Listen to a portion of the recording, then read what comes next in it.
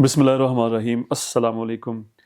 बुज़ुर्गों का और बड़े जो सियाने लोग हैं उनका ये कहना है, हम ये बार बार ये सुन चुके हैं कि सफ़र जो होता है वो वसीला ज़फ़र होता है। हम चाहे बड़ी बड़ी यूनिवर्सिटीज़ में, बड़े बड़े मदारस में, बड़ी बड़ी जामियात में हम तलीम हासिल कर लें, हम बहुत ज़्यादा क्वालिफ़ाइड बन जाएँ, हमारे पास बड़ा इल्म आ जाए, लेकिन जो इल्म और जो हिलम और जो तजर्बात हमें असफ़ार से हासिल होते हैं, ट्रैवलिंग से हमें हासिल होते हैं, जो नॉलेज हमें ट्रैवलिंग से आता है, उसका और कोई ज़रिया नहीं है। वो किसी और जगह से, वो किसी और ज़रिए से, वो किसी और मतलब ये है कि जगह से वो हमें हरगिज़ हासिल नहीं हो सकता। यानी कि हम अगर इस्लामी हिस्ट्री की अगर हम बात कर लें तो जितने भी बड़े बुज़ुर्गान दीन, मुहक्किकीन, मुफस्सिरीन और मुअर्रिख़, रिसर्चर, स्कॉलर इस्लाम की हिस्ट्री में जो गुजरे हैं, उनकी ज़िंदगी का एक बड़ा हिस्सा, यानी कि अगर किसी की फ़र्ज़ कर लें कि 70 साल एज है, तो उन्होंने उसमें से कोई 40 साल से जो ज़ायद जो अरसा है वो उन्होंने ट्रैवलिंग में गुजारा है। कई आप मिसालें गिनते चले जाएं, आप बड़े बड़े नाम लेते चले जाएं, आप इब्न अहमद बिन हम्बल का नाम ले लें, इमाम शाफी का नाम ले लें, शेख सादी की मिसाल ले लें, बड़े बड़े इवन सहाबा इकराम की आप मिसालें ले लें कि पूरी दुनिया में हमें पाकिस्तान में उनकी कब्रें मिलती हैं, इंडिया में उनकी कब्रें मिलती हैं।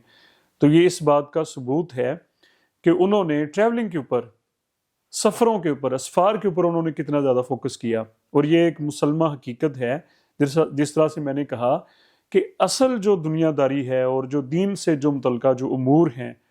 वो जो कुछ मुनकशफ चीज़ें जो होती हैं वो वाज़ेह होती हैं, हकीकतें आश्कार होती हैं जब इंसान दुनिया में घूमता है, जब दुनिया को इंसान देखता है। सुनने में चीज़ें और होती हैं, यानी कि हम चाहे वीडियोज़ में देख लें, हम उसकी डॉक्यूमेंट्री देख लें, लेकिन ख़ुद से जाके वहाँ पर किसी जगह पे बैठना, किसी जगह को ऑब्ज़र्व करना, वो एक चीज़ ही और हो जाती है, वो उसकी और कोई मिसाल नहीं होती। तो हरमैन शरीफैन की अगर सफ़र की हम बात कर लें तो उसकी तो फिर बात ही और है। यानी कि दुनिया में जितने भी सफ़र हैं, ये सबसे मुबारक सफ़र है, और इसकी जो फजीलत है, हाँ सुन लें, इसकी जो फजीलत है और इसकी जो अज़मत है और इसके जो फ़वाइद हैं और इसकी जो बरकत है, वो सच्ची बात यही है। क्योंकि मैंने अभी पिछले अल्लाह के फजल करम से इसको अल्लाह ने मुझे मौका दिया, तौफीक दी, मैंने देखा उसको अल्फाज में बंद नहीं किया जा सकता। उसको पाबंदे अल्फाज, वो लफ्ज़ों में अगर मैं ये कह लूँ कि मैं आप लोगों के सामने रख दूँ तो ये नहीं है। मैं कुछ चीज़ें आप लोगों के सामने रखना चाहता हूँ कि जिससे हम ये कहते हैं कि हम अपने उम्रे को मुफीद बना सकते हैं। यानी कि कुताहियाँ और जो मिस्टेक्स हैं, गलतियाँ जो हैं, उनको हम मिनिमाइज़ कर सकते हैं। ख़त्म नहीं हो सकती, वो कुछ ना कुछ बंदे से हो ही जाता है, कोई ऐसी छोटी छोटी चीज़ें होती हैं, लेकिन हम मिनिमाइज़ कर सकते हैं और भरपूर फ़ायदा हम सफ़र हरमैन से हम हासिल कर सकते हैं। सबसे पहला कि उम्रे से जाने से पहले, हरमैन शरीफैन के सफ़र से जाने से पहले, ख़ास तौर पे जो पहली दफ़ा जो लोग जा रहे होते हैं, उनके लिए एक तरबीती वर्कशॉप का होना इंतहाई ज़रूरी है, बेहद ज़रूरी है। मैं ये रिक्वेस्ट करूँगा, रिकमेंड करूँगा कि जो लोग भी, जो फैमिली जो उम्रे के ऊपर, हरमैन शरीफैन के सफ़र के ऊपर जो लोग पहली दफ़ा जा रहे होते हैं, उनको ये चाहिए कि वो ज़रूर कोई तरबीती जो वर्कशॉप है, तरबीती नशिस्त जो है, उसको ज़रूर लें, उसका एहतमाम करें। चाहे किसी ऐसे इंसान से जो कि पहले जा चुका हो, उसके पास 10 मिनट बैठें कि जी हमने एयरपोर्ट से लेके अपने, बल्कि अपने सामान की पैकिंग से लेके, कि हमने अपने जाती दफ़ा अपने पाकिस्तान से जब हमने जाना है तो अपने सामान में हमने क्या क्या चीज़ें रखनी। बाज़ दफ़ा हम छोटी मैं अपनी बताता हूँ कि मोबाइल चार्जर भूल गया, तो वो रास्ते में जहाज़ में मुझे याद आया जब मेरा मोबाइल बंद हो रहा था। अब सारे काम मोबाइल फ़ोन के ऊपर हैं। यानी कि जिस गाड़ी ने हमें पिक करना था जद्दा एयरपोर्ट से, उसका नंबर मुझे एजेंट ने भेजा हुआ था, तो वो उसको ज़ाहिर बात है कि मैंने व्हाट्सएप पे या डायरेक्ट उसको कॉल कर लिया, मेरा मोबाइल फ़ोन ऑन होगा तो ही मैं उससे बात कर सकूँगा। तो ये छोटी छोटी बज़ाहिर चीज़ें होती हैं, लेकिन हमें सफ़र में और फिर वहाँ पर जाके एक आम जो मोबाइल फ़ोन की जो लीड है, पाकिस्तान में जो 200-300 की मिल जाती है, वो मुझे वहाँ से 10 रियाल की मिली जाके। तो कहने का मकसद ये है कि ये छोटी छोटी चीज़ें होती हैं, इनके ऊपर हमें फोकस, यानी कि तरबीती नशिस्त का होना, तरबियत का होना, کہ ہم نے اپنے جو عمرے کے مناسک ہیں، ادب و احترام ہے وہاں کا، آداب ہیں وہاں کے، عبادات ہیں، ذکر ہیں، وہاں کی جو تیاری ہے، ایک تو جسمانی طور پہ جو ہماری جو چیزیں ہمیں جن کی ریکوائرمنٹ ہے، کپڑے ہیں، ہمارے جوتے ہیں، ہماری دیگر چیزیں ہیں، اور کچھ روحانی چیزیں جو وظائف ہیں ان کو کیسے ہم نے ترتیب دینا ہے، تو اس کے لیے تربیت نشست کا ہونا بہت ضروری ہے۔ دوسری چیز کہ چھوٹے چھوٹے مسائل، ایک تو جب انسان وہاں پر جاتا ہے ظاہری بات ہے تھکاوٹ ہو جاتی ہے، کیونکہ ہم یہاں پر بھی ہماری نیند کی روٹین ذرا خراب ہوتی ہے 2 3 دن پہلے، اور وہاں پر بھی ہوائی سفر ہوتا ہے، بہت سارے لوگوں کا یہ پہلا سفر ہوتا ہے، تھکاوٹ ہو جاتی ہے، پھر ہوٹل ڈھونڈتے کس فلور پہ جی ہمیں کمرہ ملے گا، اور کمرے تک جاتے جاتے انسان تھک جاتا ہے۔ اور دوسرا وہاں پر رش بہت بڑھ چکا ہے، یعنی کہ اگر پچھلے 2 سالوں کی اگر ہم بات کر لیں اور اب کی ہم بات کر لیں تو دن بدن رش میں، لوگوں کے ہجوم میں مسلسل اضافہ ہوتا چلا جا رہا ہے۔ اور مکہ شریف میں جو حرمین کے جو قریب، جو خاص طور پہ جو اکانومی پیکیجز لے کر جاتے ہیں، پیکیج ہوتے ہیں جن کے بچت پیکیج ہوتے ہیں، وہ جو قریب چھوٹی جو بلڈنگز تھیں وہ ان کو ڈھاتے چلے جا رہے ہیں، وہ ختم ہوتی چلی جا رہی ہیں۔ تو فاصلہ حرمین سے ہماری جو رہائشیں ہیں ان کا بڑھتا چلا جا رہا ہے، اور وہاں پر مینج کرنا خود کو، اور پھر وہاں کی آب و ہوا بھی چینج ہوتی ہے، اور ساتھ میں کچھ خوراک کے بھی غذائی مسئلے بھی ہوتے ہیں کہ جی مجھے وہاں کا کھانا موافق نہیں آ رہا، کھانے کو مینج کرنا۔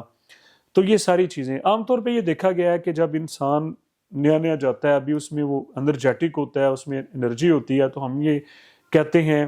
کہ ہم زیادہ سے زیادہ طواف کریں، زیادہ سے زیادہ عمرے کریں، ہم روٹین۔ اب دیکھیں یہاں پر ایک اہم چیز، نبی صلی اللہ علیہ وآلہ وسلم کا جو اسوہ حسنہ ہے وہ ہر مطلب کہ زندگی کے ہر شعبے میں ہم نے اس کو دیکھنا ہے۔ عبادات میں سب سے پہلے اللہ کے نبی صلی اللہ علیہ وسلم کی زندگی کو ہم نے دیکھنا ہے کہ آپ نے کیسے کیا۔ تو اعتدال کا حکم ہمیں دیا گیا ہے، ہمیں سونے میں اعتدال کرنا چاہیے، ہمیں خوراک میں، عبادات میں بھی اعتدال اللہ کے نبی صلی اللہ علیہ وسلم نے ہمیں حکم دیا ہے۔ سرکار دو عالم صلی اللہ علیہ وآلہ وسلم نے ہمیں اس بات کا پابند بنایا ہے کہ ہمیں اپنی عبادات میں بھی اعتدال کا دامن تھام کے چلنا ہے۔ اب جب ہم جاتے ہیں، ہم شب بیداری پہ اوپر چلے جاتے ہیں جی، ساری ساری رات اگر ہم وہاں پر جاگیں گے، حرم میں بیٹھیں گے، ہم سوتے نہیں ہیں، اس کا پھر بیڈ ایفیکٹ یہ ہوتا ہے، عبادت 2 3 دن تو ہم نے کر لی، لیکن اس کے بعد یہ ہوا کہ ہم طبیعت خراب کرا بیٹھے اپنی، ہمیں نزلہ ہو گیا تھکاوٹ کی وجہ سے، ہمیں بخار ہو گیا، ہمارا گلا خراب ہو گیا، ہمیں مختلف بخار میں چلے گئے۔ اگر ہم 2 دن اچھی عبادت کر لی ہم نے، اور ہفتہ ہم نے اپنا ضائع کر لیا اپنے کمرے میں بیٹھ کے، تو اس کا کوئی فائدہ نہیں ہے۔ بہترین اس کا طریقہ کار یہ ہے کہ سب سے پہلے ہم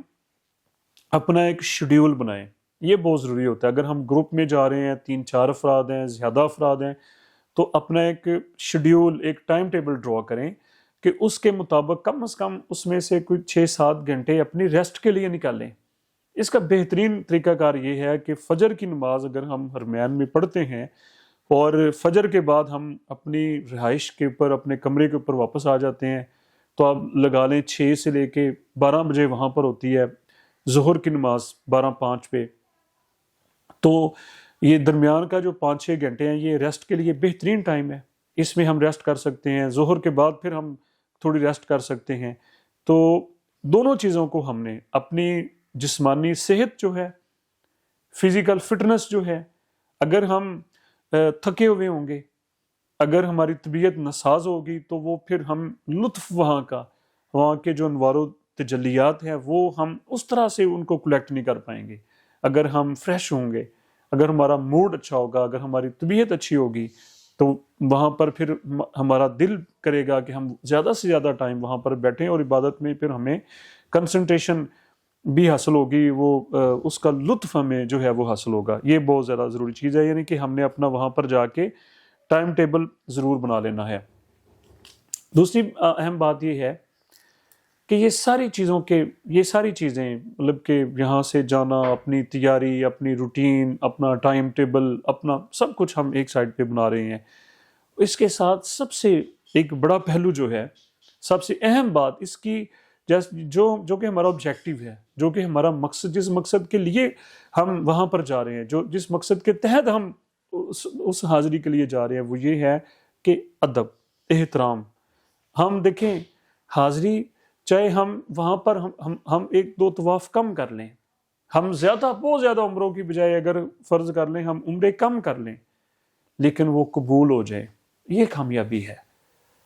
وہ ان کی قبولیت شرط ہے، اور قبولیت کے کس چیز کے ساتھ جڑی ہے ہم سب جانتے ہیں کہ وہ ادب و احترام کے ساتھ جڑی ہے۔ یعنی کہ ہم نے ایک قدم بھی اگر اٹھانا ہے، اب دیکھیں مکہ شریف کی اگر ہم بات کر لیں تو یہ وہ شہر ہے کہ جہاں پر سرکار دو عالم صلی اللہ علیہ وآلہ وسلم کی پیدائش ہوئی ہے، یہ نبی صلی اللہ علیہ وسلم کا آبائی شہر ہے۔ اس کی فضیلت آپ ہم اندازہ لگا لیں، اور پھر بیت اللہ شریف اللہ کا گھر وہاں پر موجود ہے، مطلب کہ اس کی فضیلتیں ان کے اوپر اگر ہم غور کر لیں تو یہ اپنے اوپر ہم نے فضیلت کو طاری کرنا ہے، اس کے احترام کو اپنے اوپر ہم نے لاگو کرنا ہے۔ یعنی کہ وہاں پر کوئی ایسا کام، وہاں پر کوئی ایسا ہمارا زبان سے نکلی ہوئی بات یا ہمارا کوئی ایسا فعل جو بے ادبی کے زمرے میں آتا ہو، تو وہ پھر ساری یہ جو ہمارا جو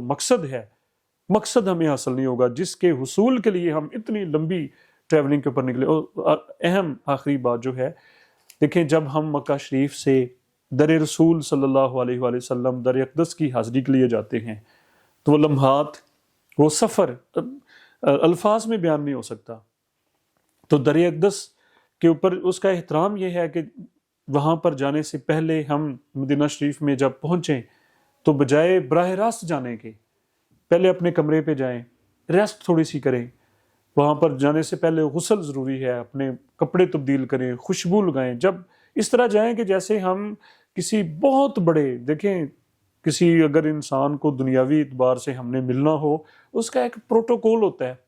اس کا ہم اہتمام، جس طرح کا کوئی فنکشن ہو، شادی میں ہم نے جانا ہو، کسی میٹنگ میں جانا ہو، کسی اچھے دوست کو ملنا ہو، دوستوں میں جانا ہو، ہم اچھے سے اچھی ڈریسنگ کی کوشش کرتے ہیں۔ تو یہ سب سے بڑی دربار ہے، یہ سب سے بڑی اس کا پروٹوکول ہے، یہ سب سے بڑی شخصیت ہے اللہ تعالیٰ کی ذات کے بعد، یہ وجہ تخلیق کائنات ہیں۔ آپ صلی اللہ علیہ وآلہ وسلم کے اوپر جا کے انسانیت کی بس ہو جاتی ہے، انتہا ہو جاتی ہے۔ تو اچھے سے اچھی ڈریسنگ، اچھی سے اچھی خوشبو، دل میں خوشی، یہ چیزیں لے کے، اور وہاں پر ہماری گفتگو اس طرح سے ہونی چاہیے کہ اس کی ضروری گفتگو کریں، یعنی کہ جس کی ہمیں بہت زیادہ ضرورت ہے۔ موبائل فون کا استعمال، اگر میں یہ نہیں کہتا کہ سیلفیاں چھوڑتے نہیں ہیں لوگ، ضرور چلیں سیلفی لے لیں جہاں پر ضروری ہے، لیکن جب ہم خاص طور پہ باب السلام سے سلام عرض کرنے کے لیے جا رہے ہوتے ہیں، موبائل بند کر کے اس کو جیب میں ڈالیں، اور اپنی تمام مشکلات، اپنی تمام جو ہماری کوتاہیاں ہیں، اپنے جو گناہ ہیں، اپنی جو کارگزاری ہے، اپنا زندگی کی جو باتیں ہیں، زندگی کی جو مشکلات ہیں، زندگی کی جو حاجات ہیں،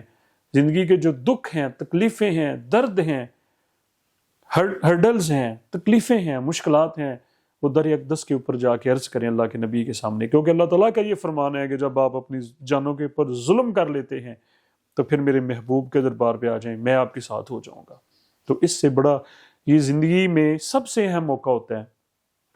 یہ زندگی کا سب سے قیمتی وقت ہوتا ہے، قیمتی ٹائم ہوتا ہے کہ جب ہم دربار رسالت مآب صلی اللہ علیہ وآلہ وسلم میں حاضر ہوتے ہیں۔ اب اندازہ لگائیں، تو اس کو ادب کے، ہم نے سانچے سے باہر نہیں آنا، ہم نے ادب کی یونیفارم سے باہر نہیں آنا، اپنی آواز کو ہم نے بلند نہیں ہونے دینا، ہم نے باوضو رہنا ہے، ہم نے فضول گفتگو نہیں کرنی، موبائل فون کے اوپر اپنے وقت کو ضائع نہیں کرنا، ادھر ادھر جانے کی بجائے ہم نے زیادہ سے زیادہ ٹائم جو ہے وہ دربار رسالت مآب صلی اللہ علیہ وسلم کے سامنے گزارنا ہے۔ اور خاص طور پہ جو وہ پرانا حصہ ہے، پرانی مسجد ہے جہاں پر گنبد خضرا ہے، جہاں پر سرکار دو عالم صلی اللہ علیہ وسلم آرام فرما ہے، وہ والا حصہ جو مسجد نبوی شریف کا ہے، وہاں پر ظاہری بات ہے لوگوں کی زیادہ خواہش ہوتی ہے، پھر وہاں پر اگر انسان جلدی جائے تو وہاں پر جگہ وہاں پر زیادہ سے زیادہ وقت گزارے۔ وہ 11 بجے مردوں کے لیے اوپن ہوتا ہے، اس کے بعد ظہر، عصر، مغرب، عشاء کے بعد پھر وہ خواتین کے لیے۔ تو یہ ٹائم جو ہے وہ بہترین مدینہ شریف میں ٹائم ہوتا ہے کہ جو وہاں سے پھر ڈائریکٹ سرکار دو عالم صلی اللہ علیہ وسلم کی وہ جالیاں مبارکہ نظر آ رہی ہوتی ہیں۔ اندازہ لگائیں کہ جب ہم ایسے یوں سلام پھیرتے ہیں، ہمارے سامنے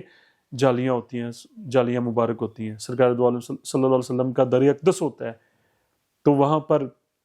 दुख बांटे जाते हैं, वहाँ पर तकलीफ़ें दूर की जाती हैं, वहाँ पर अल्लाह ताला हाजतें पूरी फरमाते हैं, वहाँ पर अल्लाह ताला ख्वाहिशात पूरी,